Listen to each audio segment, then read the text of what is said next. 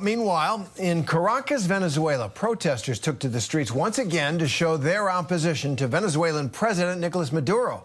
Today's protests come exactly 1 month since the July 28th presidential election in Venezuela, after which Maduro was declared the winner, despite the strong evidence from polling stations across that country that he lost in a landslide to the opposition candidate Edmundo Gonzalez. The protesters are demanding that officials publish the actual results of this election, which they say will prove that Maduro did not win his bid for re-election.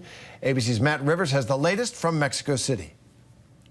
Hey, Terry. Yeah, exactly 1 month to the day after those very fraught elections in Venezuela back on July 28th, protesters organized by the opposition continued to hit the streets today. It's a continuation of these sporadic protests that we've seen against the results published, or rather the results not published, by the Maduro government. The contention by the opposition is that the Maduro government has yet to publish the full results from every precinct that cast votes in this election. And if the Maduro government were to do that, it would show that the opposition candidate, Edmundo Gonzalez, actually won by something like a 2-to-1 margin. You've heard those calls from the international community as well, led by the United States, the Organization of American States, saying that it is in everyone's interest that the Maduro government publish those full election results, and yet they have not done it. The Maduro government really clamping down, Maduro himself trying to cement his power by leaning into his very firm control of the security forces in that country. He has detained or arrested thousands of people on charges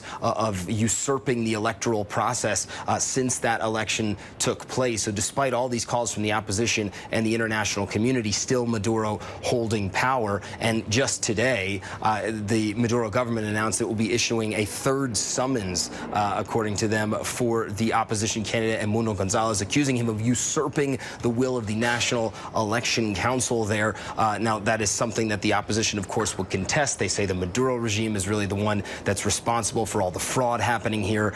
So still, Maduro is in power, and yet the opposition refuses to give up. Terry? All right, Matt Rivers there. Thank you very much.